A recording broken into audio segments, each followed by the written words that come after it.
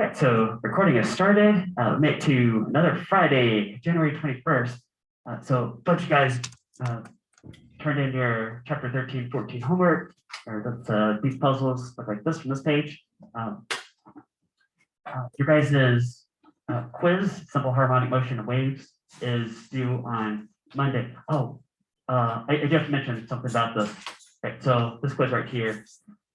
One thing I want to take today to fill in some gaps that and just stuff that we didn't have time for earlier, including I want to take a look over this quiz and give you guys some hints. I do strongly recommend take this out right now because there's one version of this that this number right here did actually not print out. So it's something to do with how Excel program. It's just like it says hashtag, hashtag, hashtag, hashtag. Okay. So if you have that, then tell me in the next minute or so, and I'll get you guys another copy of this. Okay. Yeah, let me give you guys a few seconds to check. So check this box right here, and then I can just give out a bunch of fresh copies all at the same time. Okay, so check this box right here. If you do not see a number, you see just a bunch of hashtags. Okay, okay. You guys got that quiz up? Okay, so raise your hand if you see a bunch of hashtags there. Let me get you guys a fresh quiz. One that actually works.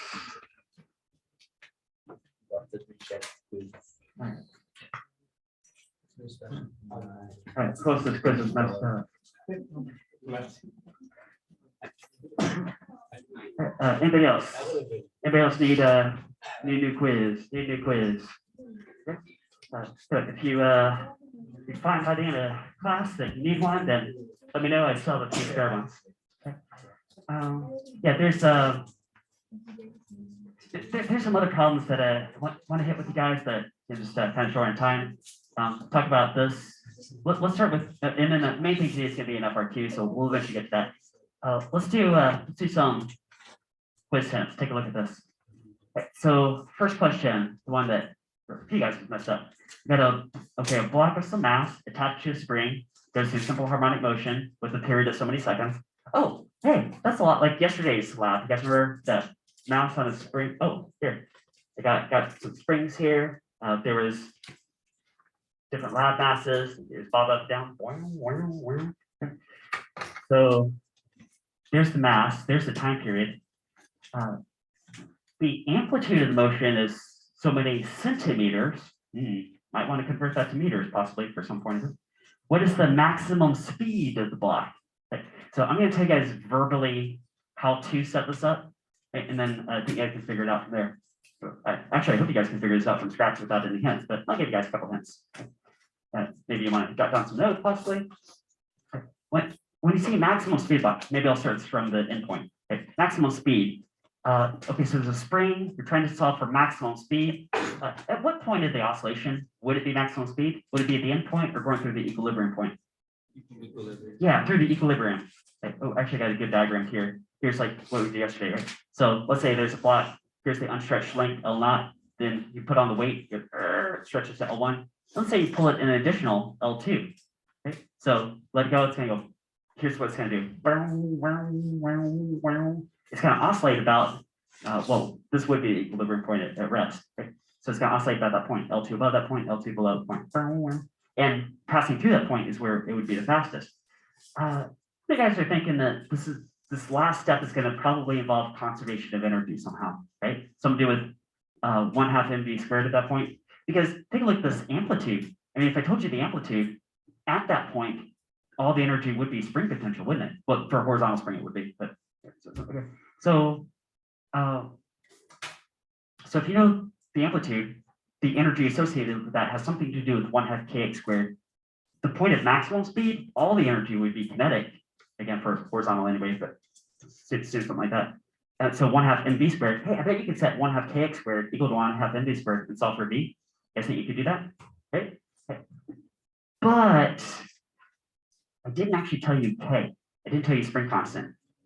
You guys think that you could say that mass in that time period and figure out the spring constant based on that? Well, that I had printed out here. You guys see one of these posters, time period equals, right? Or if you think about the lab we did yesterday, right? There's a relationship between this mass, this time period, and the spring constant. Right. You guys got that? So kind of a two-part question there, two step. You're exploring the galaxy, land on a moon that has unknown gravity field. Ooh. You take out different pendulum lengths and you swing different pendulums. And then you record for different lengths what's the corresponding time period. And then you make a graph. Now the graph is not L versus T or T versus L. The graph is L versus T squared, right? L versus T squared, because that's what you would need to linearize it. Right? Or this is one way to linearize that data, L versus T squared. Right? And it does linearize, right? You guys see all those points lie on a pretty well straight line, right? Linear relationship. And the question is, what is the gravity field of that moon? Right. Well, it probably has something to do with what property of this graph? Slope. Yeah, something to do with slope. Now it's not exactly equal to the slope, but it does involve that, right? And yeah, plus for you guys is to figure out, well, how do you figure out exactly what that gravity field is? Of course, it's one of these multiple choice answers. Yesterday, we did a really similar procedure with that oscillating spring and used a similar type process to solve for a spring constant, right? You guys remember that? There was somehow a 2 pi thrown in there somewhere. Maybe you might have to deal with that. I think you guys can figure that out. And this could totally be an APFRQ type question. Oh, this third one. All right, so yeah, this is a little bit of an oddball question, but let's go with this. So I'm good to know.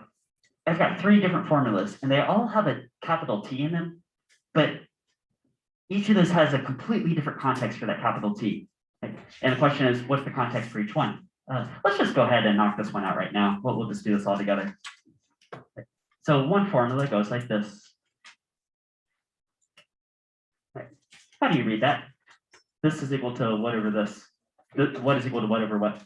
Frequency equals 1 over time period. Exactly. Yeah, frequency is 1 over time period. Right? And vice versa. Time period could be 1 over frequency. So, okay. So you guys know the units that would be associated with that T? Right. T is one of those, capital T is one of those variables, one of those letters, I should say, that's used for lots of different variables in different contexts. The next formula says this. V equals square root of T on mu. Okay. What does this formula tell you? It tells you a certain story. What story does this formula tell you? Well, V could be like velocity or speed. This is the speed of what? Speed of a wave, say on a string, right? And we're talking about a string. This T stands for what? Tension. Tension. Yeah. And does anybody remember what mu stands for in this context? Linear mass density. Yeah. Like how many kilograms per meter sort of thing? Or something like, it's a string. So yesterday, you guys remember that Slinky demo? Oh, how could we forget that? You guys remember that longitudinal wave pulse that was going back and forth? That was the part that worked really well.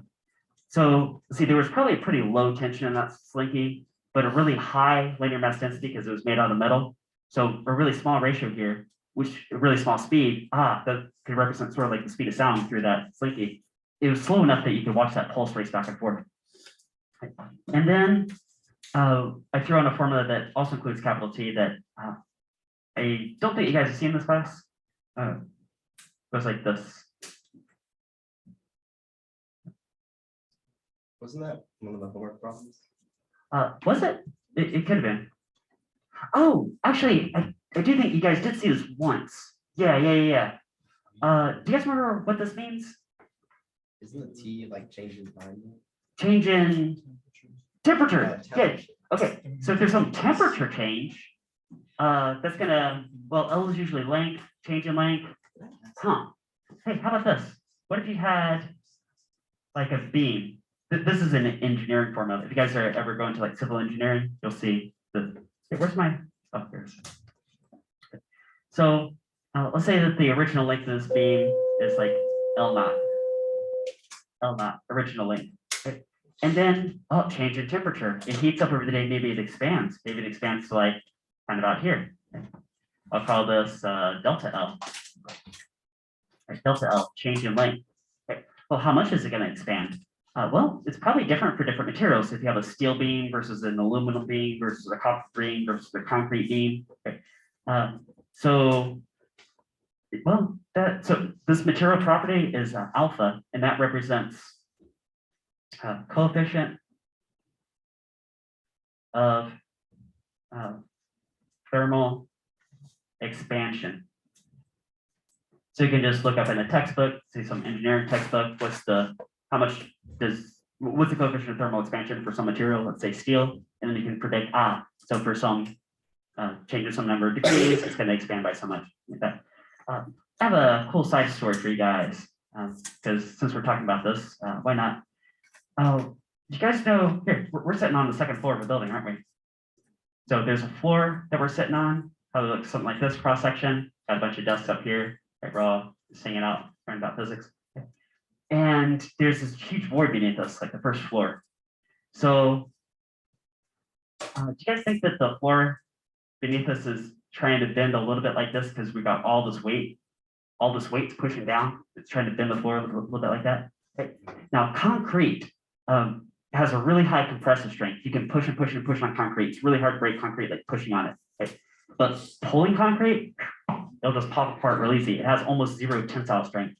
The Romans ran into this problem thousands of years ago. They had lots of concrete structures, but not really any concrete floors. They usually had concrete walls, maybe concrete domes. That was okay, but nothing like what's beneath us right now. You're able to sit on a concrete floor because this concrete is reinforced with what? Yeah, rebar, steel rebar. Maybe I should change colors here. Let's go blue for the steel rebar. And I should have asked you guys this too, but see how I'm drawing it kind of near the bottom, right, versus the top? That's because the bottom portion is the part that would go into tension. And steel, like metals, have a lot of tensile strength. So this is a composite material, concrete and steel. It's steel reinforced concrete. Okay. Now, why am I bringing this up? What does it have to do with this formula? Well, by a complete quirk of the universe, steel and concrete have almost exactly the same coefficient of thermal expansion, which means that as the temperature changes throughout the day, hotter, colder, or let's say there's some steel reinforced causeway outside, link us to Cocoa Beach, okay, that those materials will expand and contract together, which means it's not going to break apart. If they had completely different alpha values, then the whole thing would just like crumble apart. This was actually just discovered completely by accident in history. So fun story behind that. But moving on. Number 4, we got a wave, some frequency. Do you guys think you could do speed equals wavelength times frequency? Or yeah. Number 5, maybe you got some air blowing through this pipe that's open at both ends, setting up this longitudinal wave. Do you guys think you could do another speed equals wavelength times frequency and figure out like what the wavelength is associated with that? I think actually this was a APF or Q question or something very similar to this a couple of years back. Ooh, can you guys do constructive destructive interference pattern? Figure out what the interference pattern is. Geometry type question. On the back, number 7. Hey, this looks a lot like our experimental setup yesterday. Right? L0 unstretched, hang the block that stretches to L1, and then pull it an additional L2. Also, your AP Classroom multiple choice questions, the first few questions had pretty much this setup. You guys remember that? And there were a few questions about that. I asked a slightly different question than what AP asked you. Right? Also pay really close attention to what is included in the system versus what you had on doing that online, what's in the system. Okay. So actually, I made recording this. Of course, I record all these videos every day. So if you go back and look at that recording, I'm pretty sure I basically would have given away the answer if you pay real close attention. It may have been real fast, but or you might have figured this out by now. Okay. The answer to that particular question, how it's framed. The next question, these sets of graphs refer back to the same setup. So number 7 and number 8 go together. So what if you were to change L2? Like what if instead of pulling it back this far, like a what if you pulled it like twice as much back to here? Or if you pulled it like a whole lot. So how would changing L2 affect the time period of that motion? If you look at the formula that governs time period of an oscillating spring and really like understand at your core what that means and how to interpret it, I think you guys will get that question right. But I'm curious to see how many of you guys can get that one right. Number 9, standing wave. I gave you speed, wavelength, and frequency. Okay, so speed is equal to wavelength times frequency. That all checks out, that looks good. But then what if you change something? What if you change the frequency of an oscillator? You guys saw a video of this, remember that string in the oscillator? It's on, and then the frequency up to like, so as you change that frequency, something else has to change, something else has to give. I mean, if speed changes, is it wavelength or is it frequency, or sorry, if frequency changes, is it wavelength or is it speed? Now, this is actually a good multiple choice trick in general, is that there's one correct answer, and whatever ends up being correct, the other three would contradict that, so they would also be incorrect. Sometimes you'll see a scenario like this, and I'm telling you guys ahead of time this would be the case. If you pick one of the wrong answers, there are other multiple choice answers that would have to like go hand in hand with that, and also like if that one's right, the others have to be right, which would not be the case because there's only one right answer. So I did tell you sort of what the answer to this would be, but first let's see how many of you guys can remember that or get that, or maybe find that in your notes if you forget exactly what the answer is. And then, oh, number 10, this one's straight out of your textbook. I'm saying solve in terms of variables. So actually write this down and go solve it, and you'll get an answer at the end. Say x equals something at the end. Yeah, if you kept really good notes, or if you go shop for the video, you can find it either those places, or maybe hopefully you can really do this from scratch. That's the point, right? Hopefully you can do this from scratch. If not, then the answers are out there floating around. Kept good notes. You guys good on those? We're good? All right. So next on the agenda, let's look at pendulum and an elevator. Whoops, the screen's blurry. Okay, there we go. Pendulum and an elevator. So this is one of these questions that I got around to my AP classes, and you guys just kind of ran out of time, so let's fill this in. Let's say I got a guy just standing out on the sidewalk, and he's got a pendulum. And he's letting this pendulum swing back and forth. It has some length, some angle. Or it's going to swing, just swing back and forth. Okay.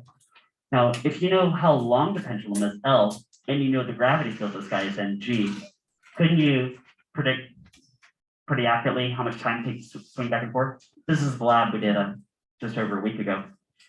So it goes like this. Time period is equal to 2 pi times the square root of L over G. So that's all fine and good, right? What if, though, this guy steps into an elevator? We draw a guy in an elevator. So something like this. And let's have this elevator accelerating. Maybe the elevator, draw an elevator cable here. Maybe the elevator is accelerating upward, for instance, upward acceleration. Okay. What's going to happen to the time period? Look, so out on the sidewalk, moves like swing, swing, swing, swing. In the elevator, accelerating upward, which might be moving up faster and faster and faster, or it might be moving down but slowing to a stop. Either of those would be upward acceleration. What does the pendulum do? Swing faster or slower? Should be faster, right? When this guy feels super heavy, accelerating up feels super heavy, kind of like there was increased gravity field. It would be equivalent to that. So yeah, if you pump up this denominator, isn't that going to decrease the overall fraction? Decrease that? So here's what the pendulum's doing inside the elevator. Swing, swing, swing, swing, swing, swing, swing. Like swing way too fast. If you knew this acceleration, do you think you could calculate the time period? How about this? If you timed the time period, do you think you could back calculate what the acceleration of the elevator was? And how would that relate to this formula? Well, you can actually modify this formula a little bit. How could you guys modify this formula to solve for A? I don't even see an A in here, but I see a G. Maybe it's kind of like A, but this is the gravity field, G, and what's the acceleration of the elevator? How can you modify this formula so you can actually solve for A? Boom, that's it. Change G to G plus A. Right. Yeah, because, yeah, right? Does that make sense? You guys can figure that out, probably? Yeah. Sounds like it's related to some first semester kind of stuff, that maybe with Atwoods and free body diagrams and the whole thing. It probably derived that would be true, but would make sense, right? Even more in general, it might be a plus or minus A, but you're right to say plus A for this exact scenario if you're accelerating upward. Now, plus or minus might also be able to handle if you're accelerating down. And I want to show you guys how this works too. what I like to do with formulas, and hopefully tool that you'll be able to get for your own mental toolkit coming out of a class like this, is to look at a formula or a story and be able to play around variables and say, you know, if I turn this up or down or on or off, you know, how does that affect something else? So what if this guy, somebody comes along and puts a scale right here, and this goes into free fall? Would you feel like weightless inside? Weightless? And would you be perfect free fall? So this A would be G and you'd be minus, do G minus G. Hey, what's anything divided by 0? And it's not 0, it's what? Undefined. So what if you had a length of like 0.5 meters, divide by 0, error. Or if you're in calculus, you probably do this. Not 0, but really, really close to 0. It's called a limit. Okay, well, it just blows up to a huge number. Okay, so on a graph to be like asymptotic. So basically, this is like infinity, right? In free fall. It would take infinite time to swing back and forth. Oh, yeah, that does make sense, right? Because if it's in free fall, you'd be like an astronaut floating around space. He pulls this pendulum back, and then it just hangs out there. It doesn't swing at all. It takes infinite time to swing back and forth, right? Because it's not swinging. Okay. So yeah, the honors quiz question is, if you know T, can you solve, and you know L, can you solve for A? Can you back calculate what the acceleration is? Right. Well, I did do some Doppler problems with you guys, didn't I? Doppler shift. You guys saw, here, does this look familiar? Right. If a car is in motion, some speed V, and it's honking its horn, sending out sound waves. Does this look familiar? Right, so those represent wave crests of the sound wave, like high pressure points, and the car is like catching up to the sound waves it's sending out. Okay. And if this guy is out on the sidewalk and the car's head towards him and passes him, so it's like pitch shift, and the observed frequency is equal to the source frequency. Scratch that, I'm running out of paper here. Okay. For this scenario, Doppler shift, the observed frequency is equal to the source frequency multiplied by the speed of sound, about 343 meters per second. That goes here and here. Now, if nobody's moving, that ratio is equal to 1. Everybody agrees on what the frequency is inside or outside the car. But then we got plus or minus velocity of the observer over plus or minus velocity of the source. I think I gave this to you in your notes a couple weeks back. Right. I wanted to do more problems with you guys. I really like these Doppler questions because you have to apply some critical thinking to figure out should something be plus or minus, but yeah, a little short on time. So I don't know, maybe one day we'll come back to those, but we got to hit this FRQ. So do you guys see clipped to the front of your desk is FRQ page?